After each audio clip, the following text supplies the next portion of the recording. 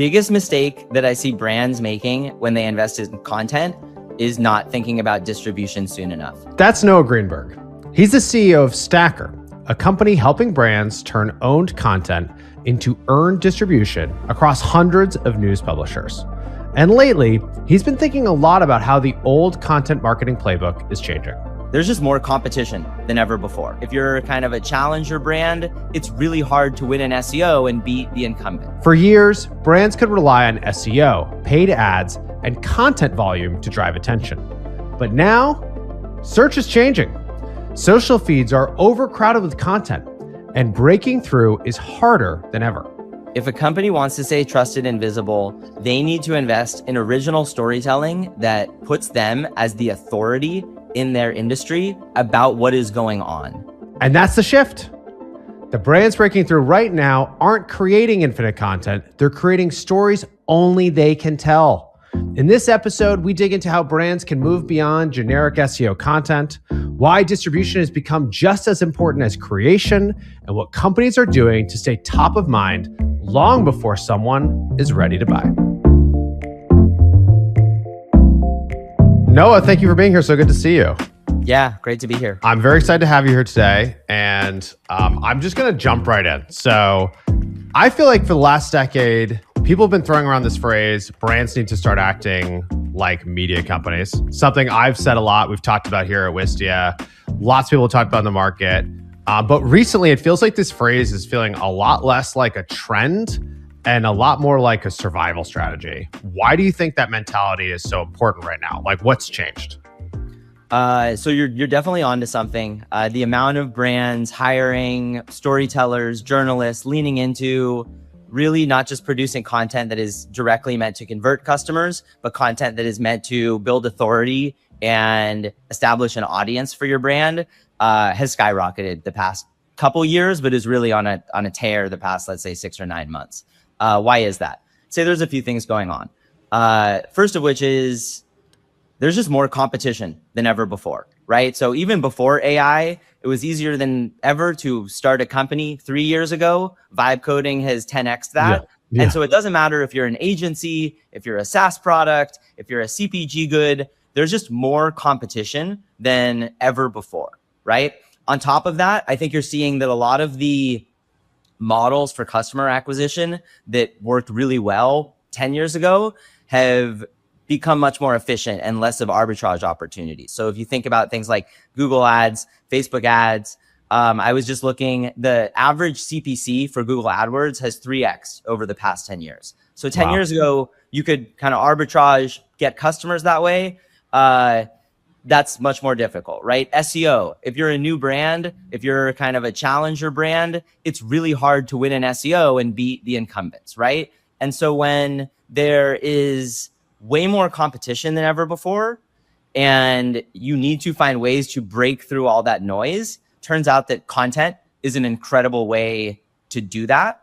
And that's why I think why we're seeing, to your point, not necessarily something new, but something that has really snowballed in a way that we haven't seen in a long time in terms of brands getting into storytelling. Yeah, I mean, it's kind of crazy how much change has happened and how like prescient this idea was of like, all right, become a media company. And I was like, yeah, we're going to make all this content. It's like, but what you're saying is like, but if you're just going to spend money on Google ads and get customers, like people are going to do it.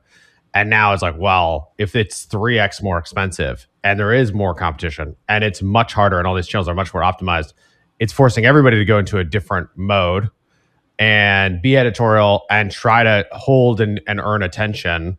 Yeah, I would say, for one, they're not mutually exclusive. And what we're seeing at a lot of brands is that content creation, kind of top of funnel storytelling, authority building content creation can actually help the demand gen efforts be a lot more effective, right? Yeah. So we work really closely with a kind of telehealth company, a bunch of them that sell things like hair loss meds and GLP-1s and ED meds, et cetera, right? Yeah. They spend a lot of money on Instagram ads, on Facebook ads, Google ads, et cetera, right? They invest really heavily and they basically have a newsroom of medical professionals that's putting out really interesting content. It's not about their brand, it's just about the space. Yeah. And I asked them, because they distribute content through Stacker. Why do you guys invest in this? It's clearly a very big investment. Yeah. And what their head of content said was basically, look, we know that if someone sees an ad for GLP-1s or hair loss meds and they've never heard of us, like there's no way they're going to convert, right? If they've heard of us, maybe they're a little bit more likely to convert. But if they've been getting their health news from our brand, they're much more likely to convert. And so I don't think that they're mutually exclusive. But again, in a world where there's just so many options, content has been a great way to build authority and build brand affinity. Can you also talk about so for a long time, the content game was so much about inbound and writing this content so people would just come to your site. And that's not working the same way anymore, right? Like AI is sucking the data out of our sites, putting it into the model. And you basically have to look at it as like, all right, I'm writing things and producing it if it's on my website so that when someone goes and searches in ChatGPT for something, like the details of my products are in there, the details of our services are like available. And hopefully at that exact moment, someone will come through to my website. But like before, they would have just come in the first place and then wandered around. And you're also talking about a big change in distribution, right? And like how people are thinking about this distribution, not just on their site, right? It's not just inbound. It's like content is brand building. It's content is brand affinity. It's content as like resource. And tell me about that, like, because that feels pretty different than what we were seeing in the inbound era. So I think what every brand that invests in content realizes is, on average, they build a content team, they spend a year developing this incredible content strategy, and then they look up and realize just because they built it does not mean they will come. And, I think there's something that marketers are used to competing with their competitors. What they're not used to doing is competing with every other media company on the internet, right? Yeah. So if I'm that telehealth company, I'm no longer just competing for audience with other telehealth companies and other GLP-1 manufacturers. I'm now competing with men's health news and women's fitness, and the list goes on. And distribution becomes really, really important. And as you called out, there's a number of ways that people are thinking about that. We're seeing brands launch Substacks or Beehive newsletters, right? And say, we want to have a media property that people subscribe to. We've seen brands literally go out and acquire media companies. From HubSpot has bought The Hustle. They bought multiple YouTube channels. You have acquisitions at Robinhood, who's bought newsletters. And then you, again, have a lot of brands that have launched newsletters and said, we want to own that relationship, similar to how, again, a lot of media companies are. Beyond that, we are seeing, to talk my own book a little bit, a lot of brands that are taking their own stories and thinking about how do we get more earned media? And how do we turn that owned media of stories we are creating into earned media where they're being read across hundreds of news outlets? One of the really interesting, I think, arbitrage opportunities for marketing teams that are investing in storytelling is realizing that if you're a brand producing content, you really care about eyeballs, but you don't care about ad dollars on that content. Mm-hmm. The opposite is you have someone, let's say like Yahoo Health. Yeah. They really care about ad dollars. Yeah. They could use more content. And so there's kind of a, we won't use the word synergy, but there's you can use it there. We can synergize. Where brands are saying, hey, we just want more eyeballs. We don't need the ad dollars. And publishers are saying, we could use more content so long as we can keep the ad dollars. And so a lot of brands were thinking about how do we get more earned media from our owned. As well as I think brands just really leaning into social and creating, followings, again, based on their data, based on the original research they're producing. Yeah, it's interesting because the relationship you're talking about is very much like the UGC relationship on social, which is like, okay, I publish content. It's free for me to publish it. LinkedIn serves ads on it, and then they make money, and I'm happy because my content's getting views. Yeah. But like individual person versus a brand is probably not going to try to get the thing they wrote in like news outlets. It's like that seems to be crossing a line of like, well, the amount of effort and things you'd want to do like freelance it seems like hard to do versus a brand. What is like, it actually makes sense where it's like, okay, I'm consistently writing content about a specific topic. I'm teaching people about how to use video at work, how to make videos look better, how to feel more confident on camera, the implications of like all the changes in video for someone's company. Well, if I have like distribution, which I'm trying to do through individuals on social, trying to do on my website, and basically what you're saying here is there's also an opportunity to say like, hey, there's a bunch of news outlets that like want commentary on what's happening. And it's kind of like that same relationship on social, but it only makes sense for a brand. Is that right? Yeah, I think the comparison to UGC on social is really apt. I had not heard that one. I publish a lot of content on LinkedIn. I don't get any direct monetization from that. LinkedIn definitely does, but I get a lot of value out of having that audience, right? To your point, yes, there's an opportunity for brands to do that with news outlets. I think the reason for that is because brands are hiring journalists. They're hiring economists. Yeah. My LinkedIn posts don't belong on Newsweek. Exactly. Whereas if I'm a brand and I go and hire, if I'm Ramp and I've hired an economist to put out really interesting research on how business spend is changing and what that means for the economy, that's a story worth publishing on a real news outlet. It's very interesting because it's like almost like the people who who's taking the risk on the content working out is shifting. Because before it would be like the news outlet would have all of the people. And now it's like, okay, more of the journalists, more of the researchers are going to actually be in the brands themselves. And so I'm going to take a risk. They're like, all right, hire the journalist, make the content. I hope I can get it seen and earned. And it might even end up back in the news outlet who's going to monetize it because they have the direct connection to the customer and they are editorializing the things that they're seeing. It's just very, I don't know, I hadn't really thought about that before, the way that this is all shifting.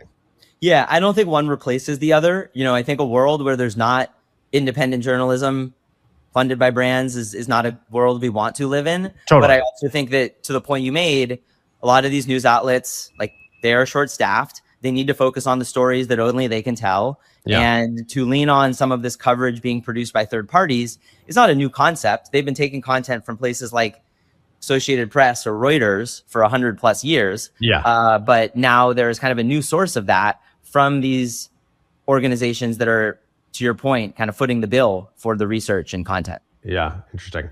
I mean, we could go deeper there. But I also want to like pull up a second because what we're really talking about is like distribution is changing, right? And distribution is becoming the bottleneck. Like if you have an audience, if you have attention, that's getting more valuable. And if you're in a brand that has that directly, fantastic. Do you think that the main thing that's really happening is like distribution is getting so much harder? And that's basically like, well, because I can't just pay for Google ads or Facebook ads and be certain I'm going to get a good return, social media, which used to be really easy to get distribution, has become hard. There's more competition. That like what we're really seeing is the bottleneck is shifting from like, can you make the thing to actually like, can you get it seen? I wouldn't say distribution is harder. I think there's more options to distribute than ever before, whether that be distribute on LinkedIn. You can distribute on other social platforms. You can distribute through Stacker. You can distribute, but as we were talking about at the top of the call, there's more people there's just more noise, right? Yeah. And so breaking through is harder. And so I think the alpha is just as much in telling actual stories that are worth breaking through the noise than it is in picking your platform that can help you break through the noise. That makes sense. That's what I was going to ask about the content itself that breaks through. Like, what are you seeing? Like, what is that content that's breaking through? So it is stories that only you can tell, right? So, we're hearing a lot in GEO and in LLM visibility that like unique non-commodity content is what shows up and will get you cited in LLMs. It's the same thing with storytelling. If you want readers to read your content, if you want, reporters and editors to republish your work on their news outlets, it's first and foremost, is this a story only you can tell? And that could be, a lot of cases, that's what data does your organization have that you can tell stories from? And that ranges from, I could be Instacart. I have data on how people are spending on groceries, and I can tell really interesting stories about how that trends and changes over time and how different cities and regions compare to each other. It could be Experian, who has credit score data and student loan debt data. It could be, we worked with Apollo, who they track millions of emails going out, and they can do stories on the best time to send an email, the best subject lines, etc. We work with shipping logistics companies during tariffs drama last summer. They had really interesting stories to tell about how shipping rates were changing that a reporter at the Wall Street Journal doesn't have access to that data in the same way that shipping logistics company does. So the first bucket I'd say is finding data that you have that you can tell stories from. And what a lot of teams are realizing is that there is value to hiring someone who is a professional storyteller, whether that be an economist or a statistician or a journalist or a reporter, versus a marketing intern and saying, oh, just like go create content from our data, right?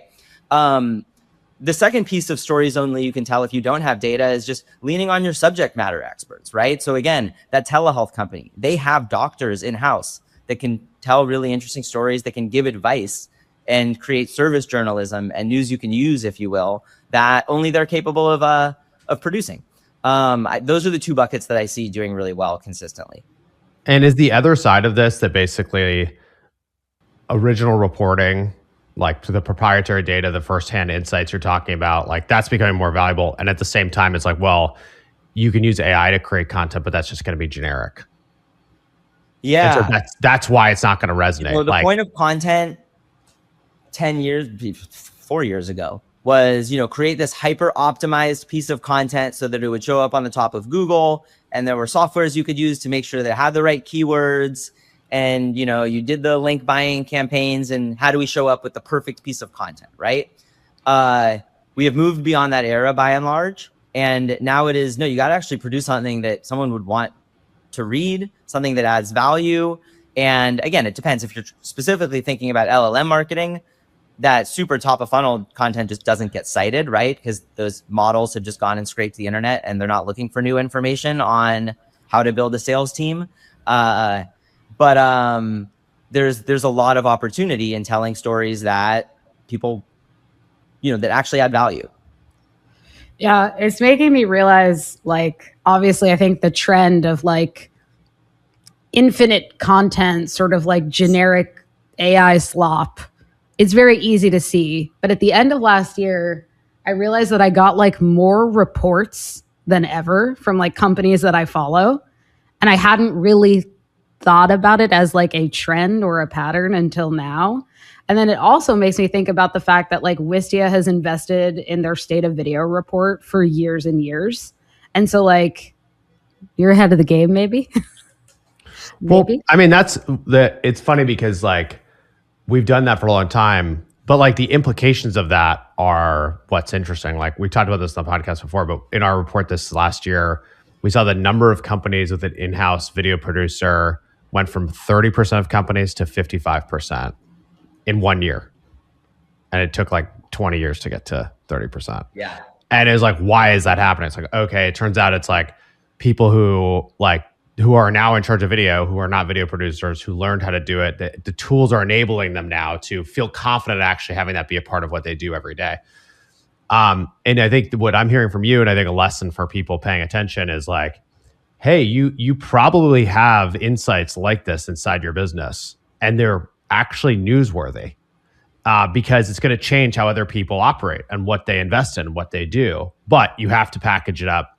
You have to focus on those very unique things. You got to put it in the hands of like the experts who can translate it for people. And then that is a content play that can go on LinkedIn and can be distributed in other places, because the implications of it are not about Wistia in our case. Like it's about like how people are hiring and what they're investing in. I think the play here that is seemingly working for hundreds of brands, and the reason I say that is because we're seeing them increase their investment years in when they're seeing ROI, is that you used to think about how do we get the news to cover us? And I say news very broadly, right? Like how do we get media to cover us, to talk about us? And a lot of organizations and a lot of marketers are realizing, oh, if we can actually just be the source of information that our potential customers learn from, that's going to be really good for us when people get into buying mode, right? There's like the old adage about B2B that only 5% of your customers are in market. You're marketing to the other 95%. And I think, again, just as someone who's really exemplified this really well is HubSpot, who's investing in YouTube channels, podcasts, a newsletter, that if you follow them, or if you don't follow those they're really good content for entrepreneurs. It's how to build your business, it's marketing hacks, it's all this stuff. None of it says, and here's how to use HubSpot, to grow your business. Yeah. But it is making it so that all of those young entrepreneurs, as they need their first CRM, HubSpot is it's the most top of mind thing for them. Yeah. It's brand building through content over time. And that obviously, if you have a strong connection to a brand, it's more familiar, you're more likely to pick them when you're looking between options. It's like tip of the tongue, but it takes time, right? To like invest in this stuff. Like this is not, for most companies, probably not a very short-term return activity. Do you think that content is market? Yeah. I was going to say, do you think that there are brands who have like swung too far and sort of like over invested on like acquiring and, like building up their, let's say, media ecosystem, but not really made the connection for their audience? Like, we are part of the same ecosystem. There's definitely a laundry list of brands that have gone too hard, too fast, too heavy, and then had to pull back, right? When I recommend, how do you get started on this? It's like, you got to start small, right? Because there is going to be a review at the end of that first year that's like, what was the ROI on this, right? And if on one end of the spectrum, you went out and hired 6 people and you've got $1 million in headcount, there's going to be a lot more scrutiny than if you said, let's put one person on this and start to get this going, right? And maybe the ratio of the ROI is the same, but there's just a lot more wasted spend in that first one where you're spending $1 million on it. So the first is, yes, this is really exciting, but only take the budget, that you can chew for the first year or two, right? And prove this out. I think, market CMOs are changing all the time. A lot of CMOs know there's value in storytelling, but if you go from one CMO that's like, oh, we should have a 7-person team, and then the new CMO, it's like, well, that's a heavy investment. They might kill the investment versus if it was only a 2-person team, it's a little easier to like build that internal, this is what we do, right? You have a brand like Robinhood that was Sherwood Media now, like that is a piece of their company. A new CMO is not going to torch Sherwood Media, even if they have less belief in content. So that's the first thing that I see is people go kind of too big, too quick. And the second is they don't think about distribution, right? And they produce really incredible content.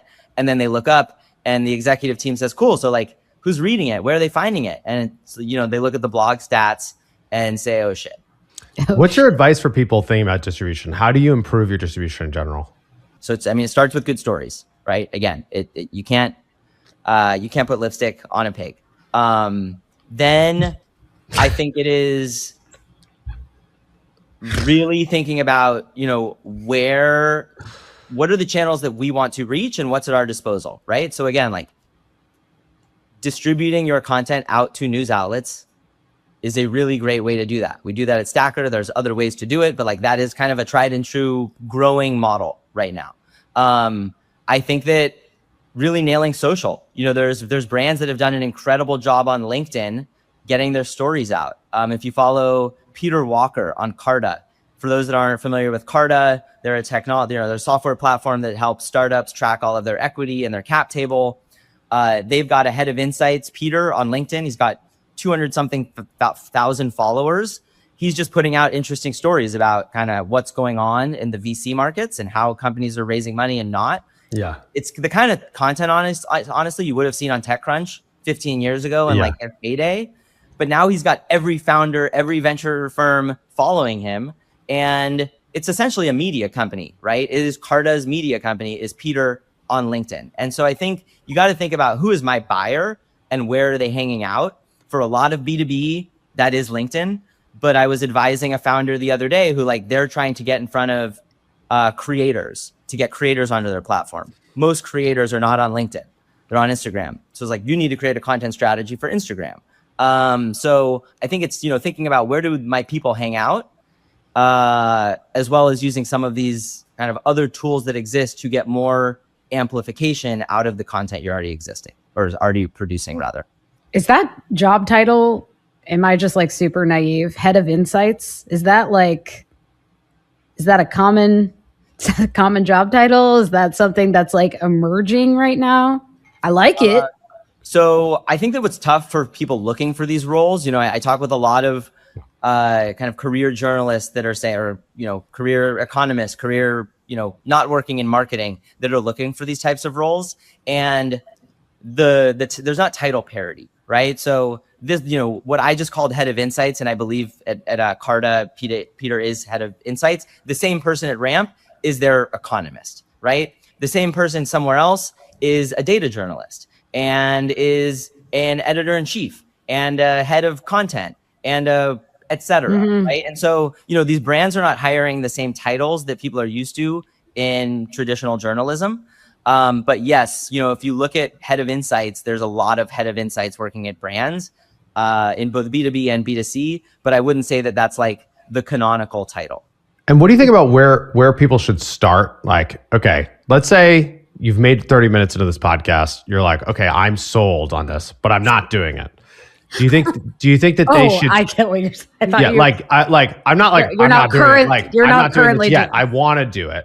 Yeah. How should they start? Should they start as an individual? Should they start as like the company brand behind it? Should they make a sub brand? Do you think from what you're seeing and what's working today, where would you tell someone to start? So I'm going to give you 3 answers because I think that there's a sliding scale and it depends on how big you are, right? There might be people here listening that are 3-person startups, and there might be people that are leading marketing at 500-person companies, right? And it's not really a one size fits all, but it is different flavors of the exact same thing, right? So we will start at the small end of the spectrum, if you will, right? Whether it's you, whether it's someone on your team, I would start posting on LinkedIn, and I would think really deeply about content strategy, right? So this is what we started doing at Stacker. We could not afford to go out and hire a big head of insights and an economist, et cetera. So what I said was, all of our buyers are on LinkedIn. What do they care about?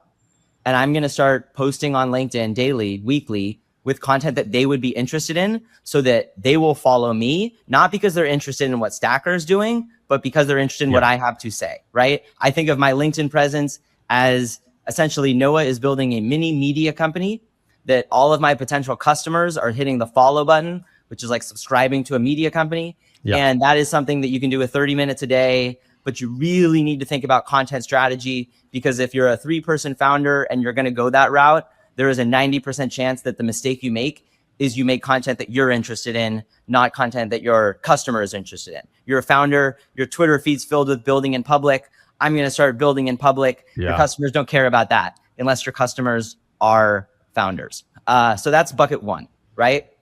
I'd say bucket 2 in the middle is hire 1 person, right? So that's what Stacker has done recently. We just hired a head of content and insights. Make it their job to dig through your data, tell stories, and make sure you're thinking about distribution, whether that's that you'd want to go social first, whether you want to use a platform like Stacker to distribute that content out to news outlets, you want to start a Substack, you want to do all 3. But again, start with 1 person, right? There's a lot of people that want these types of roles. We hired someone that has spent 11 years at Business Insider doing really interesting, data journalism about media and the surrounding areas. She's come in and she's amazing.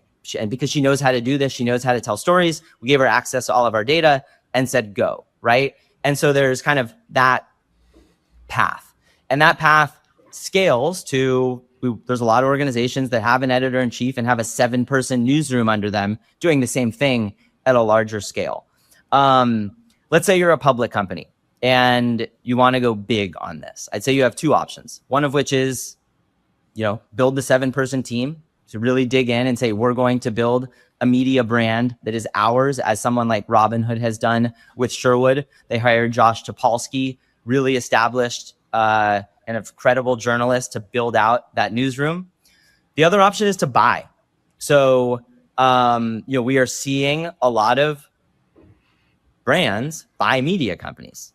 Latest got a lot of headlines, OpenAI with TBPN, right? But not the first time that's happened. Yeah. And I think the playbook there to be really effective and steal from what HubSpot has kind of publicly talked about in their playbook is you find a media company where you think your audience is listening or watching or reading that media property, and you start advertising on that property and you see how that converts.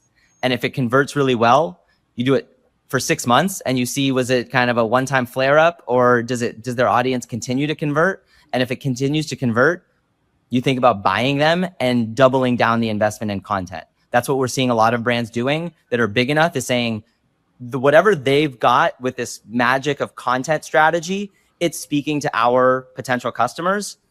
So let's own that. Yeah. Let's remove all the ads and let's double the size of the content team or the newsroom. Yeah. I love that.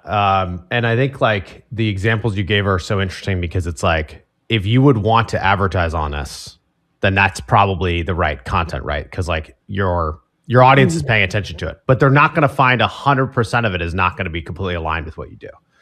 Like it's going to be stuff that your audience cares about, but like your product might sell 5% of the stuff. That's a good way to, if you were ready to buy ads on it, it's an interesting way to because I think it gets confusing. Like I've seen a lot of people get confused where they're like totally willing to advertise on lots of wild things. They're not even paying close attention to like what media sites their ads are on because they're trying to do like lookalike audiences or whatever. And then like, they're like, go to make their own content and everything is super tied into their product. And I was like, okay, this is like super deep bottom of the funnel content. It might work, but like most people are not there. But it's not this. It's to your point. It works, but it's a different strategy. It's a different strategy than like, oh, I want to attract an audience that's has problems and issues and things they're trying to learn and things they care about. It's like that's a level up, and you have to think differently and you have to get comfortable. Because like internally, I can tell you when I started posting a lot on LinkedIn, I was not only posting about Wistia stuff. I was posting about stuff happening in our market. I was posting about things that are changing. I was posting about things that marketers would care about, things that entrepreneurs would care about. These are our customers. But I had people internally being like, why are you talking about this? Like, what's Savage doing? They're like, I'm playing chess. Yeah, and but it was like very confusing for them when you're like trying hard to, grow a new line of business or something. And then you look at what I'm posting and it's like, he's talking about like. But the thing that I'll call out, for people listening that either have had that fear or they've gotten that feedback or they're thinking about this, is all those people that were asking you, the hell are you doing?